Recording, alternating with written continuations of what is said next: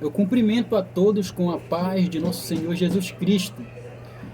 Nós estamos aqui para gravar este vídeo e falar de um assunto que é muito interessante, que também é muito polêmico, gerando muita controvérsias no meio cristão, que é sobre o que era o espinho na carne de Paulo.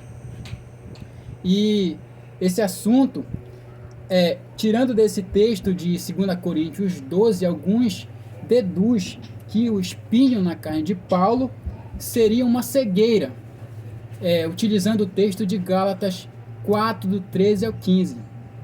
E outros ainda dizem que o espinho na carne de Paulo seria uma tentação para pecar. Outros até mesmo dizem que Paulo ele tinha uma consciência pesada, que Paulo ele tinha uma consciência pesada por ter perseguido a igreja de Cristo no passado.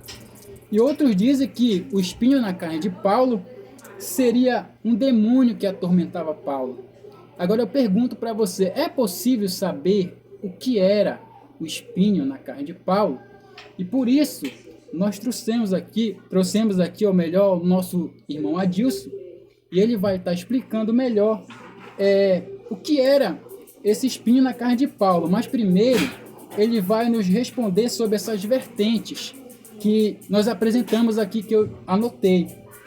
Irmão Adilson, o espinho na carne de Paulo era uma cegueira? Amém. A paz do Senhor a todos os irmãos.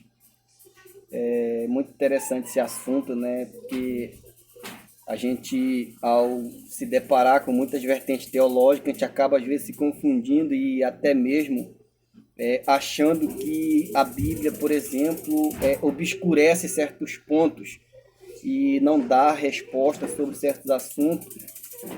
Eu comparo isso como alguém, por exemplo, no fundo de um poço vai tentar cavar para tentar achar mais coisas naquela água que já estava limpa, e com isso agora ele acaba fazendo lama e ficando difícil de você enxergar o fundo do poço. Então, quanto mais as pessoas tentam cavar, mais de lamas fazem e acabam que confundindo e embaçando a visão e a mentalidade de muitos irmãos.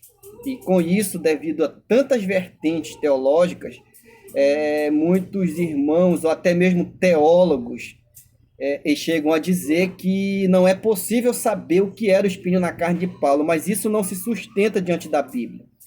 Eu quero até te dar um conselho, por exemplo, você que é um estudioso, um leitor das Escrituras, nunca leia a Bíblia a partir da teologia. A teologia é bom, a teologia é importante, faça cursos se você puder, mas eu quero te aconselhar, primeiro é as Escrituras, primeiro a Bíblia. A teologia é secundária. Então, quando você for ler, por exemplo, qualquer parte das Escrituras, você não tem que ler primeiro os livros teológicos ou o comentário teológico. Primeiro leia o texto pelo menos 2 ou 3 vezes, o texto bíblico em si, somente o texto. Depois você parte para comentários teológicos. E cada comentário que você for ler, você acompanhe no texto bíblico se aquele comentário condiz com o que está escrito na Bíblia. É daí que parte muitas confusões e acaba que embaçando nossa visão. E por ter tantas interpretações errôneas, até mesmo interpretações que fogem de princípios bíblicos, as pessoas acabam dizendo, não tem como saber o que é o espinho na carne de Paulo, devido a tanta interpretação. Aí confunde nossa mente. Por quê? Porque as pessoas não vão mais buscar no que o texto diz, mas buscar no que o teólogo está dizendo. Eu quero aqui divergir, por exemplo, entre teologia e doutrina. Teologia é o que os teólogos dizem da Bíblia. E o que é doutrina? Doutrina é o que a Bíblia diz dela mesma. Então, quando nós deixamos o texto bíblico falar, nós percebemos sim que a Bíblia diz o que é o espinho na carne de Paulo, entende? Agora, quando nós pegamos este monte de vertente que há, aí os problemas surgem, aí as dúvidas surgem, aí nos tornamos céticos e com isso dizemos, não é possível saber o que é o espinho na carne de Paulo. Com respeito à pergunta que o irmão Cleidinaldo fez, se o espinho na carne de Paulo por exemplo, uma enfermidade nos olhos, isso é uma vertente teológica. da qual, por exemplo, alguns teólogos eles fazem uma ligação com Gálatas 4, versículo 13 ao 15, ali quando Paulo fala sobre a enfermidade que ele tinha nos olhos. Se possível, os Gálatas dariam seus olhos para Paulo, né? Então eles ligam essa enfermidade, por exemplo, ao espinho na carne, achando que essa enfermidade era uma, digamos assim, uma dificuldade que Paulo encontrava no seu ministério, para disso aí, digamos assim, dizer o que ele disse sobre o espinho na carne. Então esse espinho na carne seria essa enfermidade, entende? Só que quando nós estudamos a Bíblia, nós percebemos, por exemplo, que ao estudar a Bíblia, tem uma disciplina chamada hermenêutica. A hermenêutica que é a ciência que interpreta as escrituras. E a hermenêutica ela difere da exegese. Então, todo estudioso ele não tem que estudar só hermenêutica e também não tem que estudar só exegese. O estudioso ele tem que estudar hermenêutica e exegese junto. A exegese é você interpretar a Bíblia a partir do texto em si, e isso a partir dos originais. E o que é uma hermenêutica? É você, por exemplo, ligar a Bíblia no seu todo. Mas existe um princípio na hermenêutica em que, por exemplo, para eu partir para um contexto remoto, primeiro eu tenho que partir do contexto imediato. O que é isso? Eu tenho que ler o texto ali, o que o texto está me dizendo. E a partir de eu perceber o que o texto está me dizendo, é que eu parto para um contexto imediato, para outros versículos, outros livros da Bíblia, onde tem ali um contexto paralelo, paralelos de palavra, paralelos de ideia, paralelos de ensinos gerais. E com isso, por exemplo, a gente buscar entender dentro das escrituras, por exemplo, intensificando aquela doutrina, entende? Então, esse ponto da hermenêutica, ele é muito importante. Quando esses teólogos fazem esse comentário dizendo que o espinho na carne de Paulo era uma enfermidade nos olhos, eles não partem desse princípio. Eles simplesmente ligam o capítulo 12 de 2 Coríntios, versículo 7, eles ligam com Gálatas 4 ali já. Então, se, por exemplo, aqui no contexto de 2 Coríntios, ele está falando de um espinho na carne que ele tinha, e ele não deu tanto detalhes aqui nesse espinho na carne, e aí eles começam a fazer ali uma leitura superficial da Bíblia, ligando com uma enfermidade que Paulo tinha, e que ali ele confessa à igreja em Gálatas. Então eles deduzem que por exemplo, esse espinho, e esse espinho é a enfermidade, entende? Mas quando você lê o texto de 2 Coríntios 12, você não encontra subsídios para dizer que esse espinho na carne de Paulo seja uma enfermidade nos olhos. Então, a gente tem que entender que primeiro a gente tem que partir do contexto imediato. Então, 2 Coríntios, em parte alguma, você vai achar subsídios, você vai achar pontos, você vai achar chaves hermenêutica ou até mesmo exegética para dizer que esse espinho na carne de Paulo seja essa enfermidade nos olhos. Isso aqui é uma ligação, não é errado ligar textos da Bíblia com outros textos, mas para eu ligar textos da Bíblia com outros textos, primeiro eu tenho que partir do contexto imediato. Eu tenho que ver a ideia que o texto transmite, o contexto que aquele versículo está contido, e aí sim buscar outros versículos da Bíblia. Então essa parte de dizer que o espinho na carne de Paulo era uma enfermidade nos olhos, ela não se sustenta a nível bíblico. Muito obrigado, irmão Adilson, aí pela resposta que ele nos deu, né? Como nós vimos aí, essa espinho da carne de Paulo não é uma cegueira, né? E a segunda vertente teológica, né, que fala do espinho da carne de Paulo, e que alguns dizem que o espinho na carne de Paulo era uma tentação para pecar. O que o irmão Adilson ele diz a respeito disso? Essa vertente é uma vertente que ela não tem peso, ela é um tanto maldosa, ela assim demonstra a partir de pessoas liberais, né? De pessoas que, digamos, não tenham compromisso com Deus. E eu vi até um pregador, eu vou citar aqui o nome dele, eu não tenho nada com ele mesmo. Eu vi o pastor Marco Feliciano pregando, e se você que é fã dele, continue, não tem nada contra, tá? Continue sendo fã do Marco Feliciano. Mas com respeito à pregação que ele fez algum tempo atrás que eu assisti, que ele pregou lá, tá no YouTube, o que houve na Macedônia. Esse é o tema da mensagem. Então ele fala sobre o espinho na carne de Paulo, ele faz uma exegese super furada, uma exegese que não tem sustentação bíblica, e estou falando isso com peso bíblico, tá bom? E ele não tem como provar de que Paulo pisava onde não era para pisar, pegava onde não era para pegar, e ele diz que no final do ano 44, Paulo descobriu que ele precisava confessar algo para a igreja de Jerusalém. Isso não tem sustentação bíblica, tá bom? Paulo descobriu que ele era homem como nós, de carne e osso. É isso que ele fala na mensagem. Só que quando você vai para a Bíblia, lá em Atos, Paulo, por exemplo, quando eles ali Deus usou eles em um milagre, o povo veio para adorar Paulo, né? E ele disse assim, olha, nós somos homens como vocês, está lá em Atos 16. Somos homens como vocês, sujeitos às mesmas paixões. Então veja, por exemplo, que Paulo sempre ele reconheceu a sua natureza. Não houve um ponto nas Escrituras em que Paulo não reconhecesse quem ele era. Ele reconhecia quem ele era. E se você ler, por exemplo, lá o capítulo 3 de Filipenses, versículo de número 12 ao 15, tu percebe que Paulo diz, por exemplo, não que sejamos perfeitos. Então, percebe que ele tinha essa consciência e essa percepção da sua natureza caída e corrupta. Por isso ele diz que esse corpo corruptível, 1 Coríntios 15, há de ser revestido da incorruptibilidade. Paulo não veio reconhecer que ele era pecador só momentos depois de ter um espinho na carne. A Bíblia, em ponto algum, vai afirmar isso. E nem descobriu que ele precisava confessar algo para a igreja de Jerusalém. Isso não tem sustentação bíblica.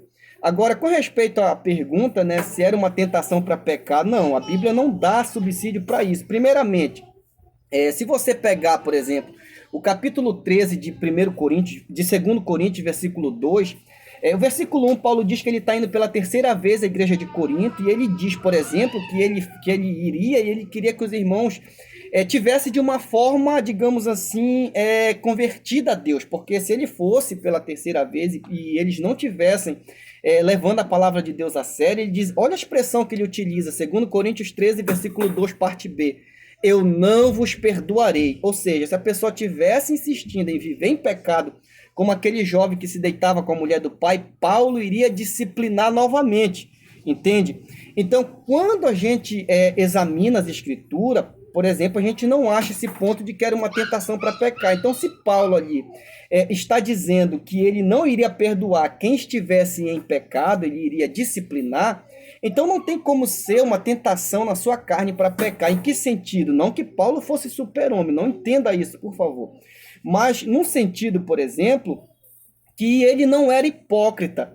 Para Paulo estar com uma tentação em sua carne para pecar e assim disciplinando as pessoas e pregando de forma dura e confrontando o pecado e tendo uma tentação em sua carne, só se ele fosse um hipócrita. E a Bíblia, em ponto algum, vai nos dar subsídio para isso. Do contrário, irmãos, Paulo foi um grande homem de Deus. Um homem que ele era humilde, um grande ensinador, um plantador de igreja, um homem que Deus usou muito. Ele escreveu 13 epístolas do Novo Testamento. Então nós não podemos dar essa imagem para Paulo. Não é que não podemos, é que a Bíblia não ensina, a Bíblia não dá margem para isso. E quando a Bíblia fala de Paulo, a Bíblia fala de Paulo de uma forma como que alguém que imitava Cristo. Se você for ler alguns textos da Bíblia, como por exemplo, 1 Coríntios 11, Gálatas capítulo 5, Efésios, você vai ver, por exemplo, Paulo sempre dizendo assim, olha, sede meus imitadores como eu sou de Cristo. Então, a Bíblia mostrando que nós temos que, por exemplo, ser um exemplo, e Paulo se colocava como esse exemplo. Por isso ele diz para Timóteo, em 1 Timóteo 4,12, lá para Timóteo ser um exemplo para os fiéis. Então, como que ele seria um exemplo se ele estava com a vida toda esbandalhada? Não tem como dizer. E a Bíblia também, quando fala sobre o espinho na carne de Paulo, ela não dá subsídio para isso, porque o próprio Jesus diz assim, ó, a minha graça te basta.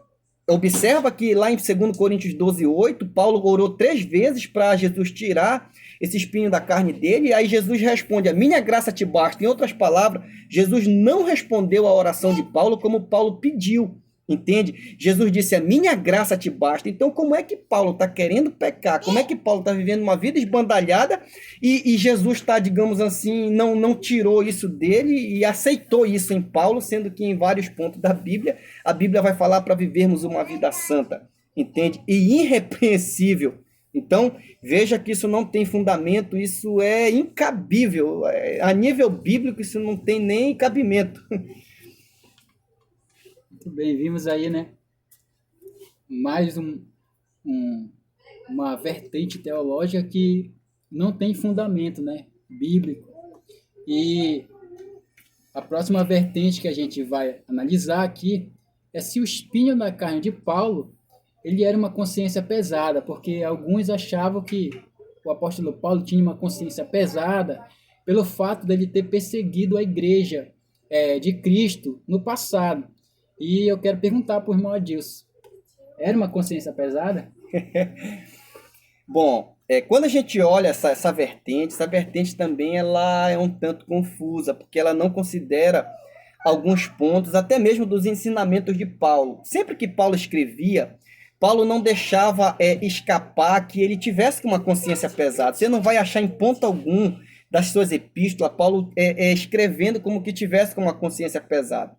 Quando a gente lê, por exemplo, 1 Timóteo 1,15, quando a gente lê 1 Coríntios 15,9, quando Paulo diz que ele era o principal dos pecadores porque perseguiu a igreja de Deus, esses textos não têm nada a ver com o sentido de Paulo ter uma consciência pesada porque perseguiu a igreja de Deus. Do contrário, Paulo aqui está, por exemplo, sempre ensinando que ele não era nada para, digamos, assumir as funções que ele assumiu, que Deus escolheu ele, entende? Então Deus confundiu o mundo com a vida do apóstolo Paulo. Deus escolheu quem não era, entende?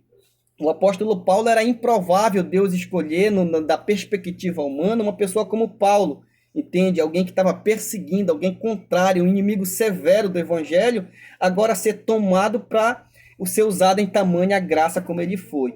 Então, quando a gente lê a Bíblia, é o contrário. Por exemplo, lá em Romanos 8, primeiro, Paulo escreve dizendo, porque agora nenhuma condenação há para os que estão em Cristo Jesus, que não andam segundo a carne.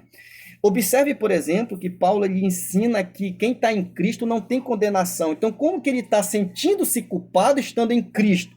Quando ele escreve o capítulo 3 de Filipenses, versículo 13, Paulo, por exemplo, ele diz que é para nós deixar as coisas que para trás ficam e olhar para as coisas que estão adiante de nós, entende? Na nossa frente. Então, observe que Paulo sempre ensinando, por exemplo, que as coisas que passaram, passaram. Se você pegar 2 Coríntios 5,17, Paulo diz, quem está em Cristo nova criatura é, as coisas velhas já se passaram. Então, aquela vida de Paulo passou.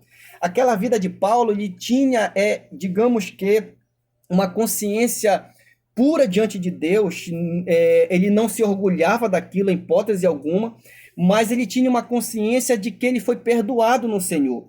Se você for, por exemplo, para o capítulo 23 de Atos dos Apóstolos, Paulo diz, eu tenho andado diante dos homens com boa consciência.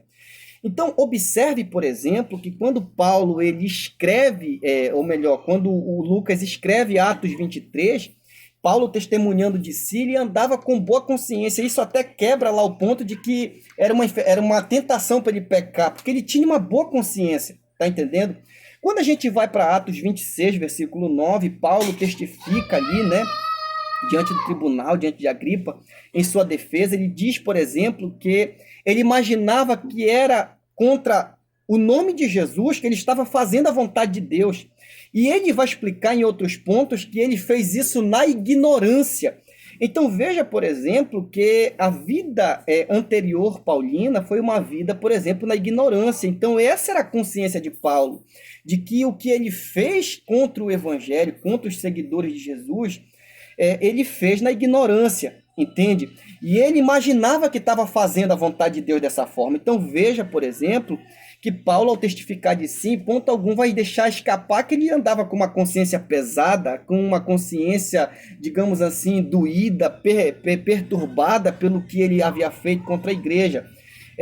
Paulo reconhecia sim o que ele fez, mas ele sabia e entendia no Senhor que ele foi perdoado. Então o espinho na carne de Paulo, em ponto algum, pode ser uma consciência pesada, digamos assim, um pesar na consciência.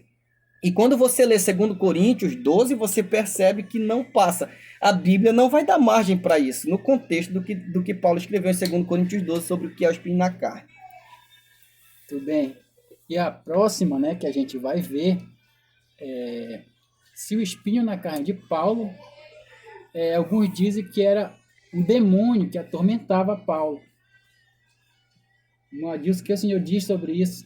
Bom, essa vertente também... Essa eu não tinha visto ainda. É porque assim, quando a gente lê 2 Coríntios 12, 7, Paulo diz, por exemplo, que foi posto um espinho na carne dele, né? Aí ele diz, um mensageiro de Satanás. Aí as pessoas tomam, né? Alguns teólogos vão tomar isso aí, um mensageiro de Satanás, né? Um mensageiro ali no grego é ângelo, que é um anjo, né?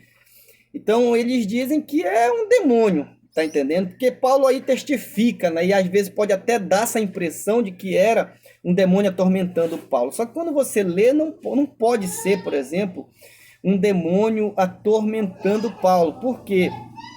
Porque quando você examina, por exemplo, o 2 Coríntios 12, você percebe que esse mensageiro de Satanás, ele, apesar de estar fazendo menção a um demônio, esse demônio não atormentava, digamos assim, Paulo, num sentido de possuí-lo, num sentido de haver uma possessão ali em Paulo.